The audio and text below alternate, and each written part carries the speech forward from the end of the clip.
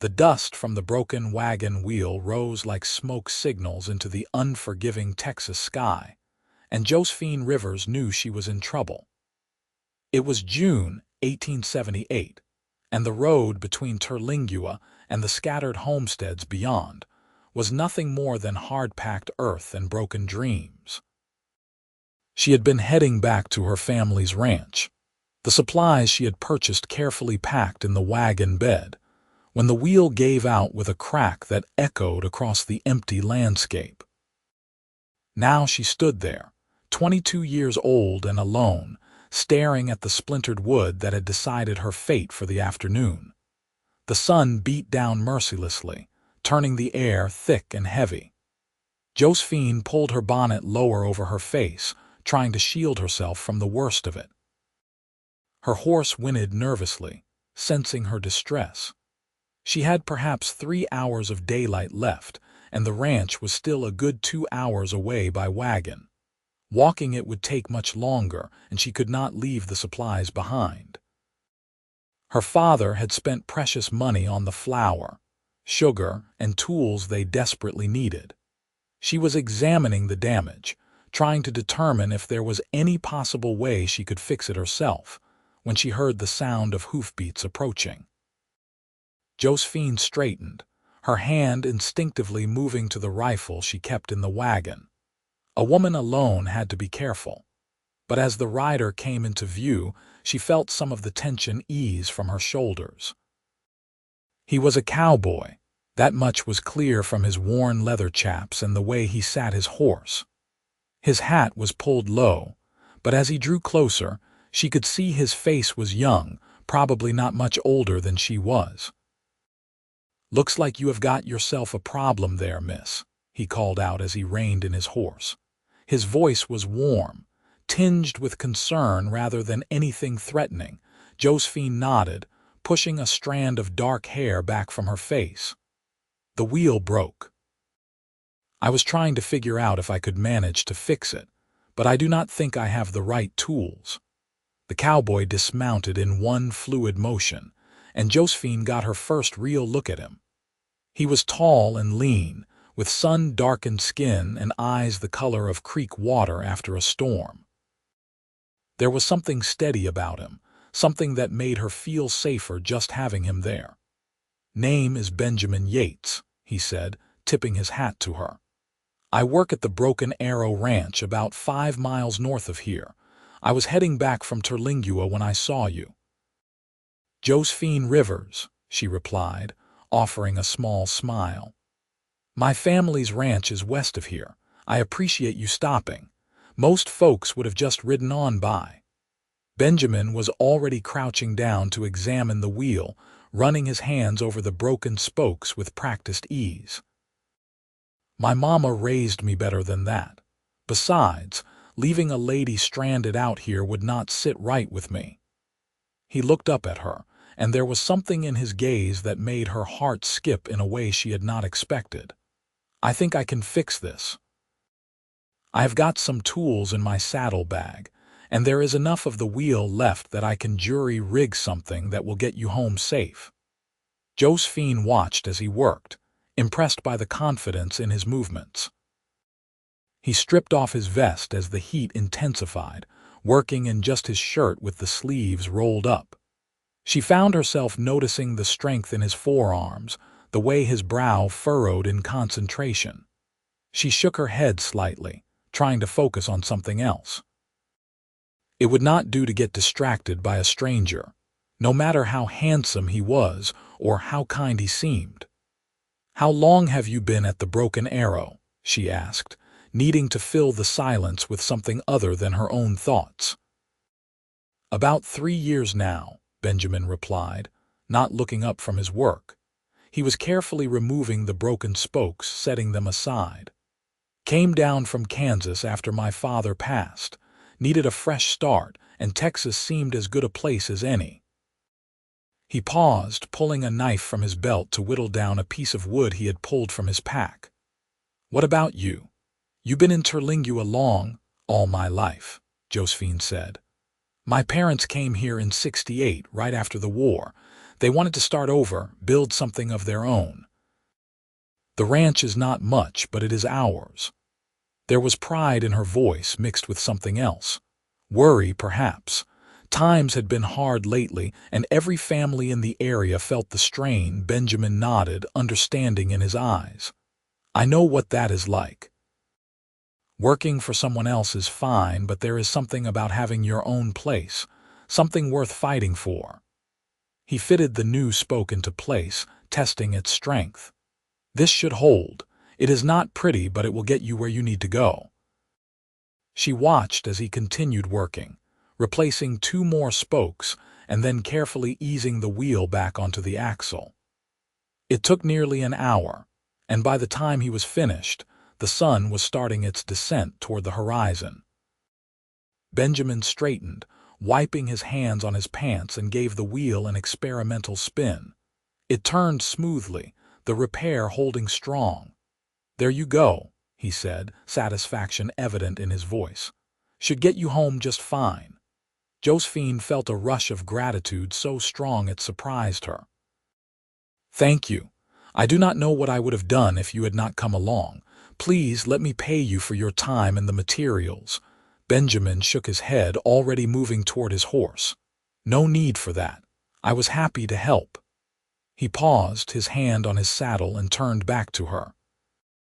Something in his expression had changed, become more serious. But I would feel better if I knew you made it home safe. These roads are not always friendly, especially as it gets dark. If you do not mind, I will follow you home. Make sure you get there without any more trouble. There was something in the way he said it that made Josephine's breath catch. It was not just about safety, though she knew that was part of it. There was a deeper concern there, a caring that went beyond what a stranger should feel for someone he had just met. And the truth was, she did not want him to leave yet. There was something about Benjamin Yates that drew her in, made her want to know more about him. I would appreciate that, she said softly. It is not too far, but you are right. It is better to be safe. She climbed back onto the wagon seat, gathering the reins in her hands. Benjamin mounted his horse, bringing it alongside the wagon. As they started moving, Josephine found herself acutely aware of his presence. They rode in comfortable silence for a few minutes, the only sounds the creaking of the wagon and the steady clip-clop of hooves on the packed earth. You said times have been hard at your ranch, Benjamin said after a while. Is it the drought? Josephine sighed. Partly. We lost some cattle last winter to disease, and this summer has been drier than usual. My father is doing everything he can, but it is just him and my younger brother working the place. My brother is only 15, not quite old enough to do a full man's work yet. She glanced over at Benjamin. We will manage, though. We always do. I do not doubt that, Benjamin said. You seem like the kind of person who does not give up easy. Is that so? Josephine asked, a hint of amusement in her voice. And you figured that out from the half hour you have known me. Benjamin smiled, and it transformed his whole face. I have got a good sense for people. It is one of the things that kept me alive this long. And you, Miss Rivers, have got steel in your spine. I can see it in the way you carry yourself. Josephine felt warmth spread through her chest that had nothing to do with the Texas heat. Well, Mr. Yates, you are not too bad at reading people, I suppose, though I think you might be flattering me. Just telling the truth as I see it, Benjamin replied. They continued on, and Josephine found herself telling Benjamin things she had not intended to share. About how her mother had died 2 years ago, how she had taken over running the household while trying to help her father with the ranch work. About her dreams of maybe having more, though she was not quite sure what that more looked like. Benjamin listened with genuine interest, asking questions that showed he was really paying attention. In turn, he told her about his life in Kansas, about the father who had taught him everything about horses and cattle but had drunk himself to death after Benjamin's mother passed. About coming to Texas with nothing but his horse, his saddle, and a determination to make something of himself. About the loneliness of working on someone else's land, knowing he might never have his own place. "The Broken Arrow is a good outfit," Benjamin said. "The owner, Mr. Hutchins, he treats his men fair, but at the end of the day, I am still just a hired hand. I have been saving every penny I can, hoping maybe in a few years I will have enough to buy some land of my own." "That is a good dream," Josephine said. "This country needs men who are willing to work hard and build something lasting." The sun was painting the sky in shades of orange and pink when the Rivers Ranch came into view. It was a modest spread, with a small house, a barn that had seen better days, and corrals that held a few horses and some cattle. But there was something welcoming about it, something that spoke of love and care despite the hard circumstances. A man came out of the barn as they approached, his hand shading his eyes as he looked at them. He was in his late 40s, Josephine's father, with the weathered face of someone who had spent his life working under the sun. "Josephine," he called out, relief evident in his voice. "I was starting to worry. You are later than I expected." "I had some trouble with the wheel, Papa," Josephine said as she pulled the wagon to a stop. "This is Mr. Yates. He stopped to help me fix it and then made sure I got home safe." Benjamin dismounted and walked over to shake the older man's hand. "Benjamin Yates, sir. I work over at the Broken Arrow Ranch. I was glad I came along when I did. That wheel was in bad shape." John Rivers had a firm handshake and sharp eyes that assessed Benjamin quickly. "John Rivers, I appreciate you helping my daughter. Come inside, have some supper with us." "It is the least we can do." Benjamin hesitated, glancing at Josephine. She found herself hoping he would say yes, not wanting him to leave just yet. "I do not want to impose," he said. "It is not an imposition," Josephine said quickly. "Please, you have done so much for me today. Let us at least feed you before you head back." Something passed between them in that moment, an understanding that this was about more than just gratitude. Benjamin nodded slowly. "Then I would be honored to accept your hospitality." Josephine's younger brother, James, came out to help unload the wagon and take care of the horses. He was a gangly youth with his sister's dark hair and his father's steady eyes. He looked at Benjamin with curiosity, but was too polite to ask too many questions. Inside, the house was simple but clean, with the kind of touches that spoke of a woman's care. Josephine realized she wanted Benjamin to see it as she did, as a home rather than just a poor ranch house. She set about preparing supper while the men washed up, her hands moving automatically through the familiar tasks while her mind raced. There was something happening here, something she had not expected. She had heard other women talk about meeting a man and just knowing, but she had always dismissed it as romantic nonsense. Yet here she was, feeling drawn to a cowboy she had known for only a few hours. It was foolish, reckless even. But she could not deny the flutter in her chest every time she looked at him. Supper was simple fare, beans and cornbread with some salt pork, but Benjamin ate with enthusiasm and thanked her repeatedly. John Rivers asked questions about the Broken Arrow and the cattle situation north of Terlingua. Benjamin answered thoughtfully, showing a deep knowledge of ranching that impressed the older man. "You have got a good head on your shoulders," John said eventually. "The Broken Arrow is lucky to have you." "Thank you, sir," Benjamin replied.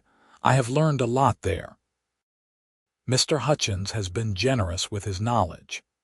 As the evening wore on, Josephine found excuses to stay in the room rather than going about her usual evening chores.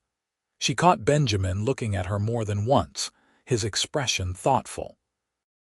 When it was finally time for him to leave, she walked him out to where his horse was waiting.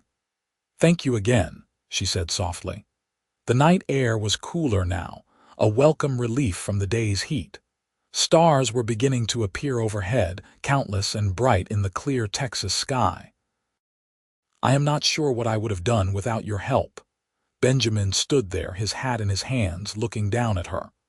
"I am glad I was there," he said. Then, after a moment's hesitation, he continued. "Miss Rivers, Josephine, I know this might be forward of me, but I would like to call on you.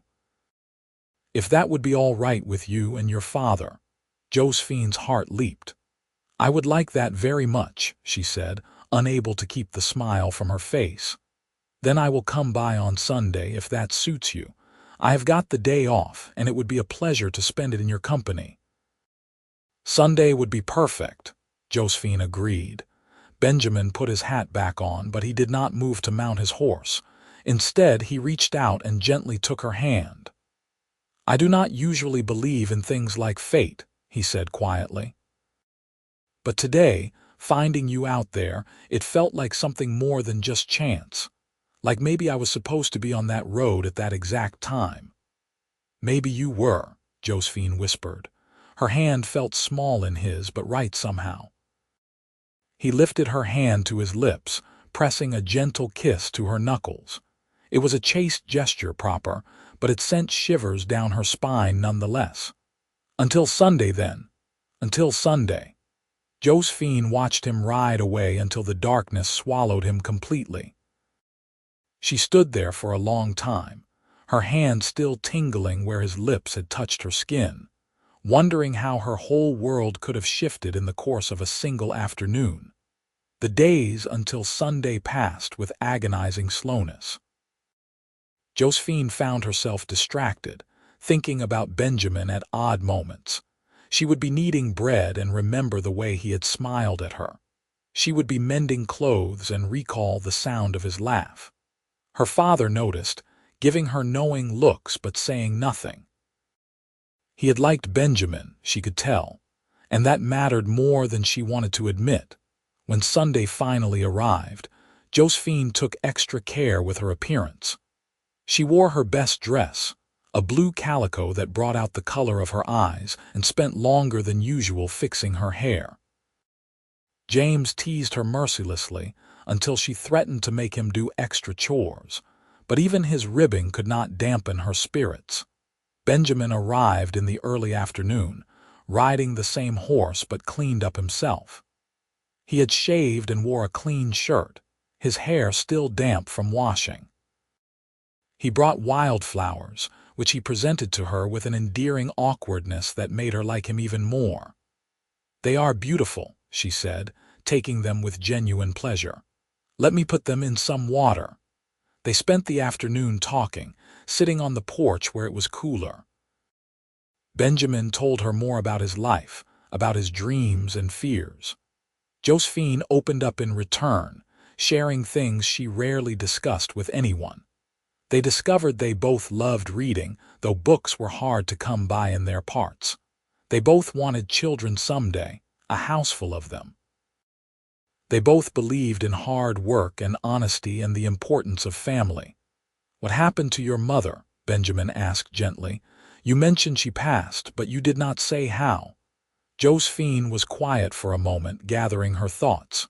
"She got sick 2 winters ago. It started as a cough, but it just kept getting worse. The doctor from Terlingua came out, but there was not much he could do.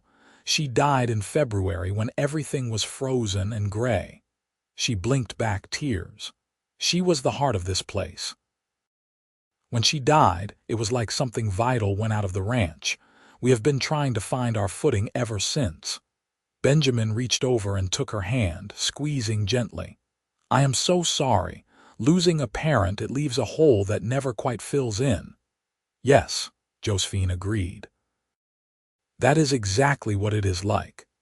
They sat in comfortable silence for a while, hands linked, watching the afternoon sun paint long shadows across the yard. Then Benjamin spoke again. "I should probably tell you I am not a man of means. I have got some savings, but not a lot. That is, if you and I were to—" He stumbled over the words, suddenly uncertain. Josephine turned to look at him, her eyes warm. "Benjamin, I do not care about money. I care about character. I care about finding someone who is honest and kind and hardworking. Someone who makes me feel the way you do." "And how is that?" he asked softly. "Like maybe the world is not quite as hard as I thought it was. Like maybe there is room for something good and bright in all the struggle." Benjamin smiled, and it was like the sun coming out from behind clouds. "You make me feel the same way. Like maybe I am not just drifting anymore. Like maybe I found something worth staying for." He came every Sunday after that, and sometimes during the week if he could manage it.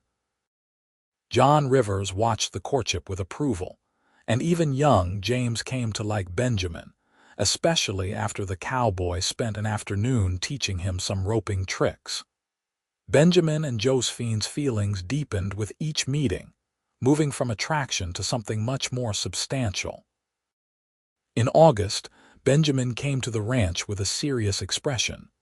He found John Rivers working in the barn and asked to speak with him privately. Josephine watched from the house, her heart pounding, pretty sure she knew what was about to happen. "Sir," Benjamin said, standing straight and looking the older man in the eye, "I would like your permission to marry your daughter. I know I am not rich, and I do not have land of my own yet. But I love Josephine more than I thought I could love anyone. I will work myself to the bone to give her a good life. I will honor her and protect her and do everything in my power to make her happy." John Rivers studied the young man before him. "Do you know what you are asking? Josephine is strong, but she has had a hard couple of years. She needs someone who will be there through the tough times, not just the good." "I understand that, sir. I have seen hard times myself. I know what it takes to push through, and I promise you I will never let her down, not if I can help it." John was quiet for a long moment, then he extended his hand. "Then you have my blessing, but you should know if you hurt her, you will have me to answer to." Benjamin shook his hand firmly.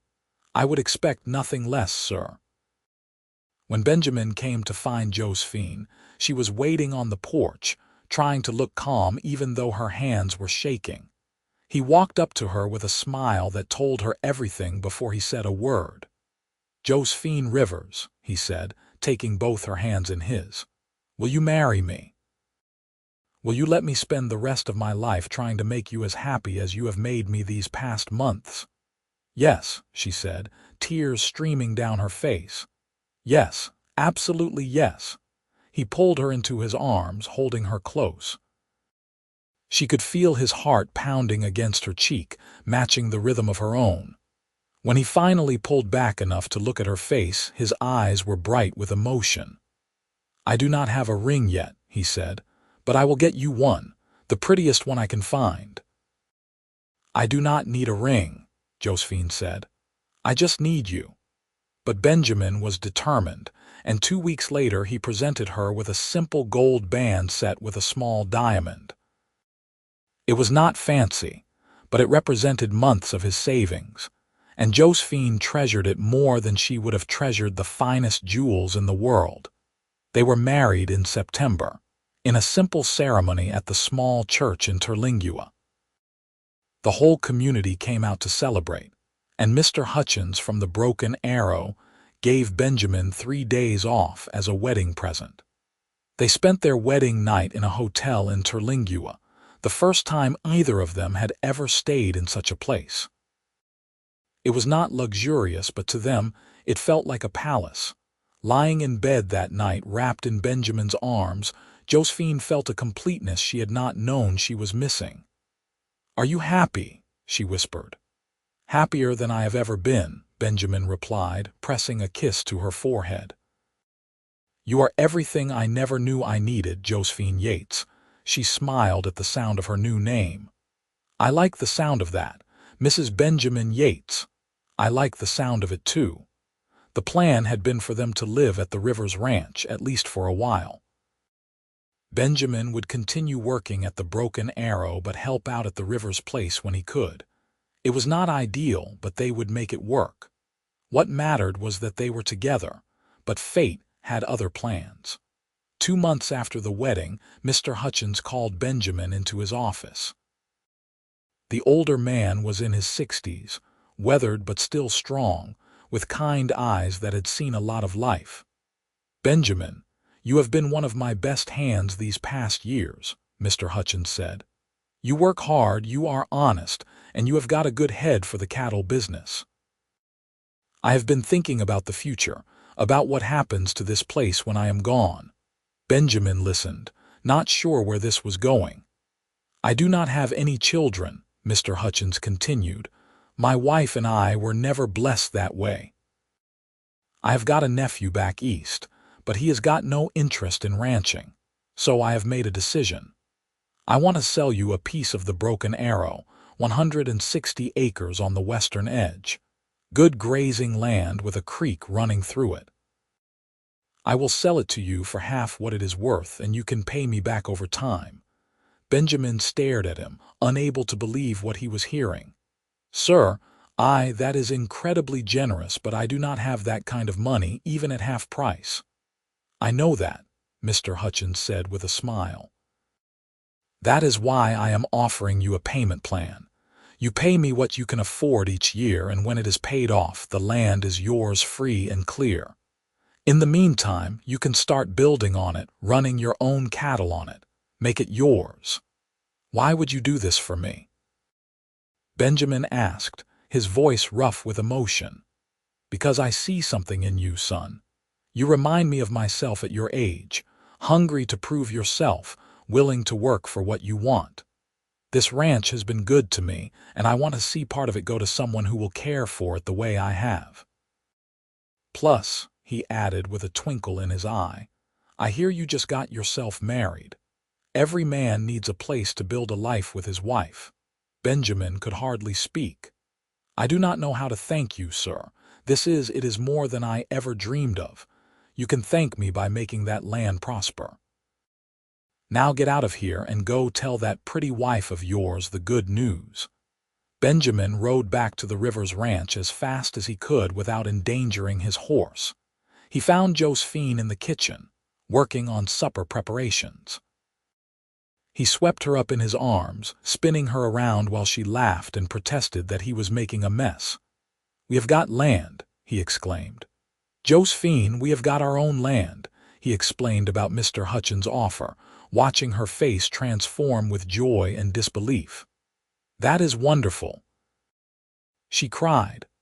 "Oh, Benjamin, our own place. We can build a house, raise our family there. I know. I can hardly believe it myself." John Rivers was equally pleased when he heard the news. "That is good fortune, son. Mr. Hutchins is a fair man, and that land he is talking about is prime grazing. You too will do well there." Over the next months, Benjamin worked harder than he ever had in his life. He continued his duties at the Broken Arrow, but every spare moment was spent on his own land. With John and James Rivers' help, and some assistance from other hands at the Broken Arrow, he built a small house. It was just 3 rooms to start, but it was solid and well built, with a stone fireplace and real glass windows. He dug a well and built a corral and started work on a small barn. Josephine threw herself into making the house a home. She sewed curtains and made quilts. She planted a garden near the house. She carefully transported her mother's old rocking chair and a few other precious items from the Rivers Ranch. Every nail Benjamin drove, every board he laid, was done with love and the vision of the future they were building together. They moved into their new house in April of 1879, almost exactly a year after the day Josephine's wagon wheel had broken. That first night in their own home, they lay in bed and talked about everything they wanted to do. "I want to build up a good herd," Benjamin said. "Start with cattle, maybe add some horses later. I've got a good eye for horseflesh, and there is always a market for well-trained horses." "I want a big garden," Josephine said. "Big enough that we can sell produce in town. And chickens, lots of chickens. We can sell eggs." "I want children," Benjamin said softly. A whole houseful like we talked about, boys to help work the ranch, girls to fill the house with laughter. I want that too, Josephine agreed, snuggling closer to him. A family of our own. We are already a family, Benjamin said, kissing her gently. You and me, that is a family. Everything else is just adding to what we have already got. Their first son was born in January of 1880, on a cold night when the wind howled around the little house.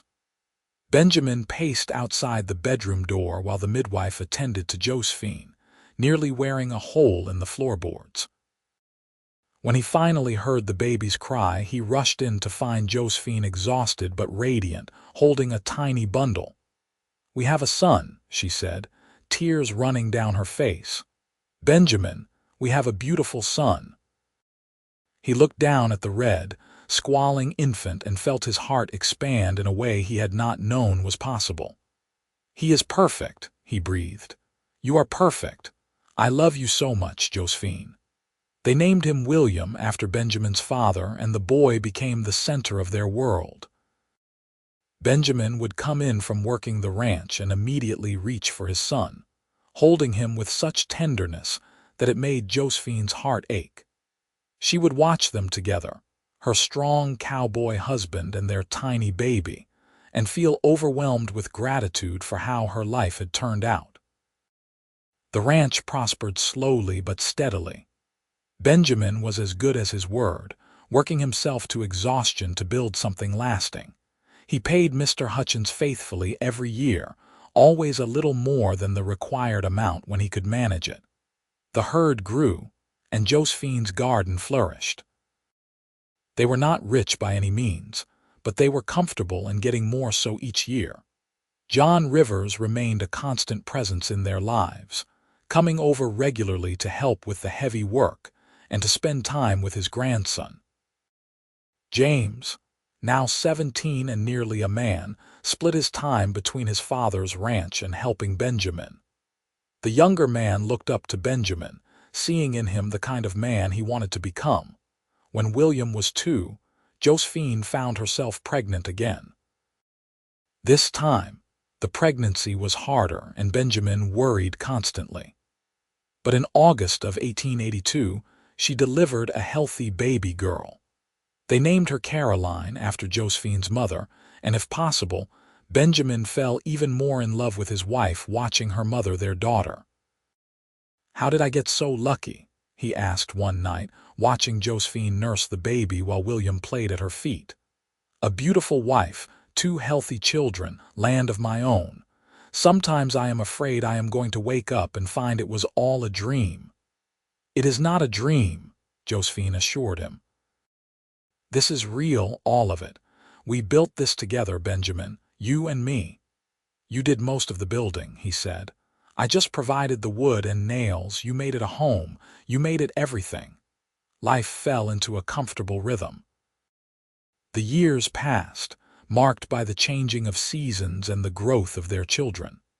William grew into a sturdy boy, always following his father around, wanting to help with everything. Caroline was a spirited child, with her mother's dark hair and her father's changeable eyes. In 1884, they had another son, whom they named Thomas.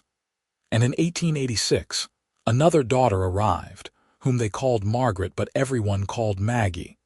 The house had to be expanded to accommodate the growing family.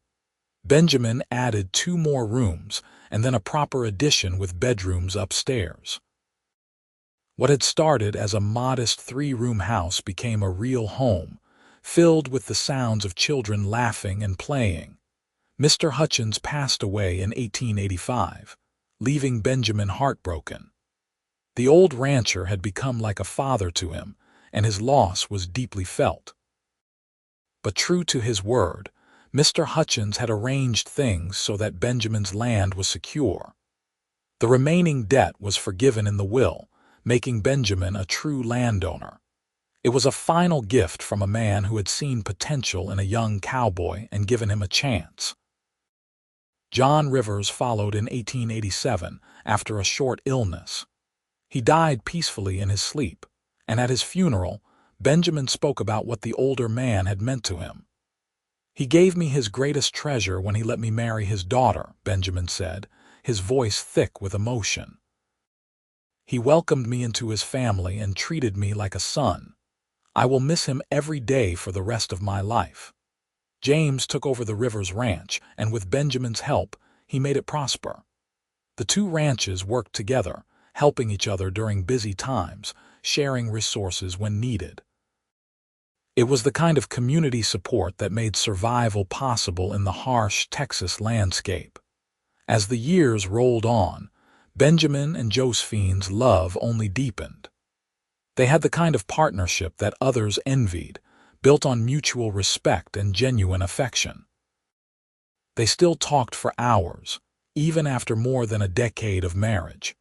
They still made each other laugh. And when times were hard, as they sometimes were, they faced the difficulties together. In 1890, sitting on their porch watching the sunset, Benjamin took Josephine's hand. "Do you remember that day your wagon wheel broke?" he asked. "Of course," Josephine said. "How could I forget? It was the day that changed my whole life." "Mine too," Benjamin agreed. "I was just riding along, not expecting anything special. And then there you were, standing by that broken wagon, and something in me just knew. I knew you were going to be important to me. You said you would follow me home," Josephine remembered, smiling at the memory. "And you did. You have been by my side ever since." "I will always follow you home, Josephine. Wherever you go, whatever happens, I will be right there beside you." She leaned her head on his shoulder, comfortable and content. "We have built a good life together, have we not?" "The best life," Benjamin confirmed. "Better than I ever dreamed possible." Their children grew, each one developing their own personality and dreams. William, at 10, was already showing his father's skill with horses. Caroline, at 8, loved to read and could often be found with her nose in whatever book she could get her hands on. Thomas, at 6, was the adventurous one, always getting into some kind of mischief. And little Maggie, at 4, was the baby of the family and shamelessly spoiled by everyone. The ranch continued to grow. Benjamin bought more land when it became available, always careful not to overextend, but taking opportunities when they made sense. He bred some of the finest horses in the area, and his cattle were known for their quality. Josephine's garden had become almost legendary, producing more vegetables than they could use themselves. She sold the surplus in town, and the extra income helped during lean years.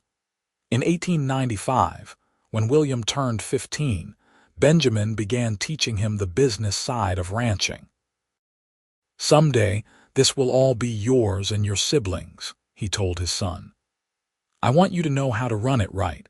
It is not just about working hard, though that is important. You have to be smart about it too. Know when to sell, when to buy, when to hold steady."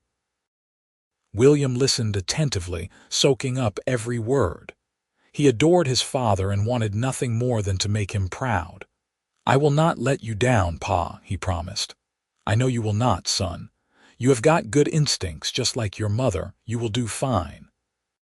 Caroline, meanwhile, had become her mother's right hand. She helped with the younger children, with the cooking and cleaning, with the garden, but she also had dreams of her own. "Mama," she said one day, "do you think I could become a teacher? I love learning so much, and I would love to help other children learn too." Josephine hugged her daughter close. "I think you would make a wonderful teacher. When you are old enough, we will see about getting you the training you need. Your papa and I want all of you children to have opportunities, to be able to choose your own paths."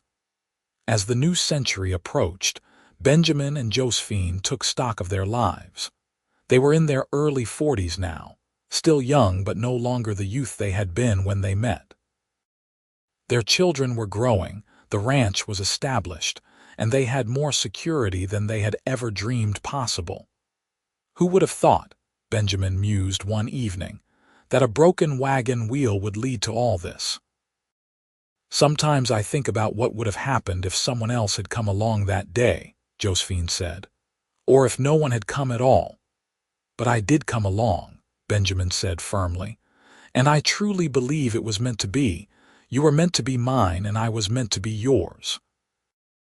Everything that has happened since, our children, this ranch, this life, it all flows from that one moment. You have any regrets? Josephine asked. Any wishes for something different? Benjamin pulled her close, kissing her thoroughly before answering. Not a single one. You are my heart, Josephine. You always have been, from the moment I saw you standing by that wagon, and you always will be.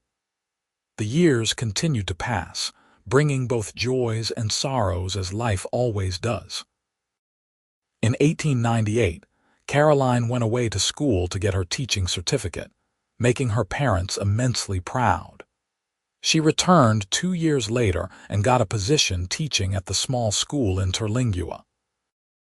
William married a neighboring rancher's daughter in 1900, a sweet girl named Rebecca, and Benjamin and Josephine welcomed their first grandchild, a boy, in 1901. Thomas grew into a wild young man with a taste for adventure. At 18, he announced he wanted to try his hand at mining. Benjamin was disappointed, having hoped all his sons would stay with ranching, but Josephine reminded him that they had promised their children could choose their own paths. If this is what he needs to do, we have to support him, she said. Thomas left for the silver mines in Nevada, promising to write often and to come home for visits. Maggie, the baby, remained at home, helping her parents and clearly in no hurry to leave. She had inherited both her father's way with animals and her mother's practical nature. At 15, she could rope and ride as well as any cowboy, but she could also run the household with impressive efficiency.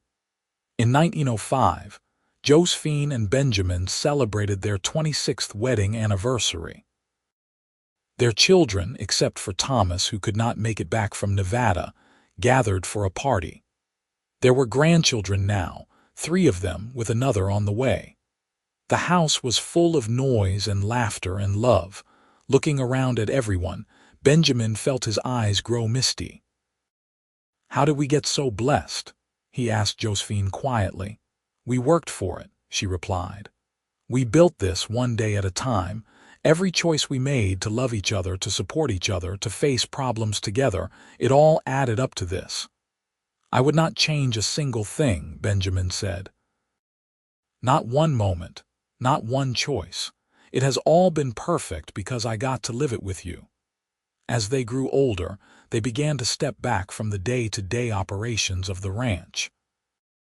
William and Rebecca moved into the main house with their growing family, and Benjamin built a smaller house nearby for himself and Josephine.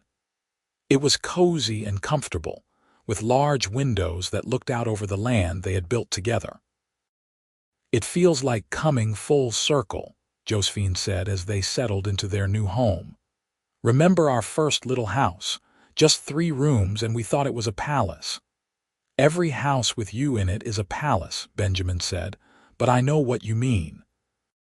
There is something right about simplifying again, focusing on what really matters. They spent their days working in the garden, reading together, playing with their grandchildren. Sometimes they would saddle up horses and ride out over the ranch, remembering all the work they had put in, all the dreams they had built. The land bore the marks of their labor everywhere you looked. Fences they had built, water tanks they had dug, stands of trees they had planted. It was a living testament to their love and partnership. In 1910, Thomas finally came home for good. The mining life had not suited him as much as he thought it would, and he was ready to return to his roots. He looked older than his 26 years, weathered by hard work in difficult conditions, but he was still their son, and they welcomed him back with open arms. "I am sorry I left, Pa," he said to Benjamin. "I needed to find my own way, but I should have known it would lead me back here." "You have got nothing to apologize for," Benjamin assured him. "A man has to follow his own path. I am just glad you found your way home." Thomas settled back into ranch life, working alongside William.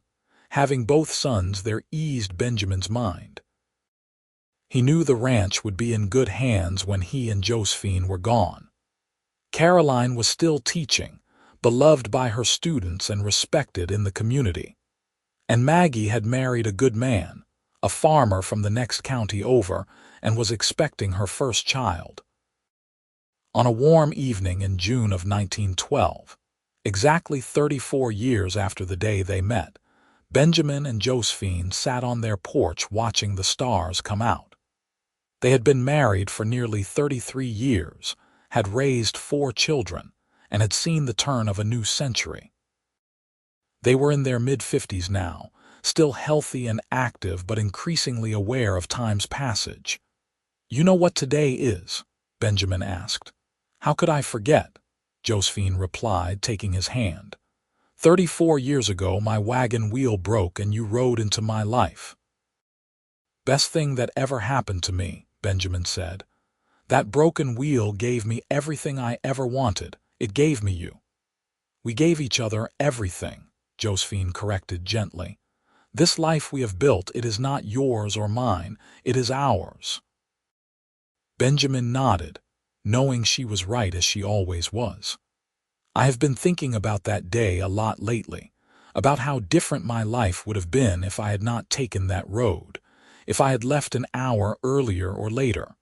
All the little choices that led to that exact moment." "But you did take that road," Josephine said. "And you did stop to help. That is the kind of man you are, Benjamin.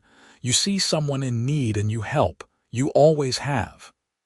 "I told you I would follow you home," Benjamin remembered, "and I have been following you ever since.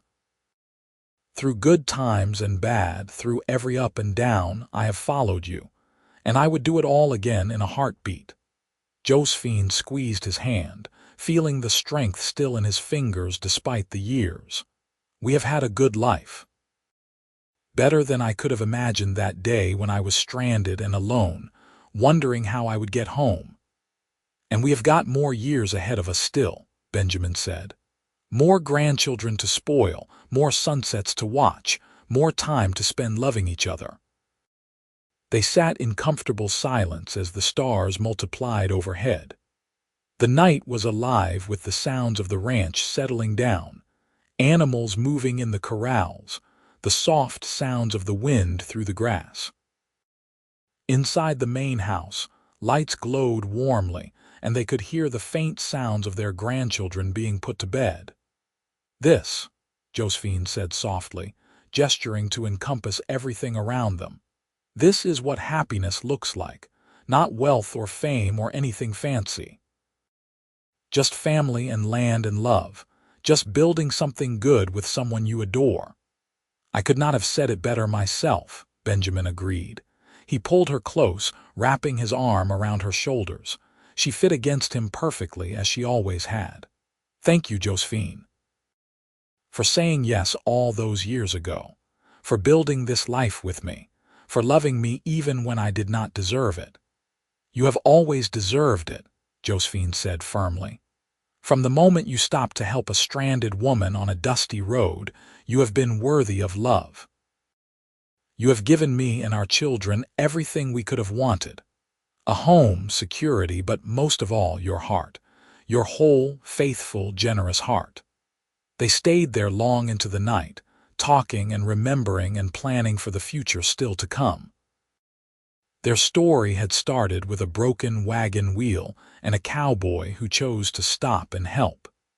It had grown into something beautiful and lasting, a love that had weathered all the challenges life could throw at them and come out stronger. The ranch would continue, passed down to their children and grandchildren. The land they had worked so hard to build would provide for generations to come. But more than that, they had created a legacy of love, of partnership, of facing life together with courage and grace. As the night grew late and they finally went inside to bed, Benjamin pulled Josephine into his arms one more time. "I love you," he whispered. "Today, tomorrow, and forever. You are my home, Josephine. You always have been." "And you are mine," she whispered back. "My home, my heart, my everything." The cowboy who followed me home and never left. They fell asleep wrapped in each other's arms, content in the knowledge that they had found something rare and precious. True love, built on a foundation of respect, trust, and unwavering commitment. The kind of love that survives and thrives through decades, growing deeper and richer with time. Their story, which had begun with a chance encounter on a lonely Texas road, had become a testament to the power of love and the beauty of a life built together. From a broken wagon wheel to a ranch full of family, from two young people just starting out to a couple who had weathered decades side by side, they had created something that would last far beyond their own lives. And on quiet nights, when the wind blew just right across the Texas plains, you could almost hear the echo of that long-ago conversation. A cowboy offering to follow a stranded woman home. A simple promise that had turned into a lifetime of love, devotion, and partnership. A broken wheel that had led to everything worth having. It was a story worth telling, a love worth celebrating, and a life well lived. Together.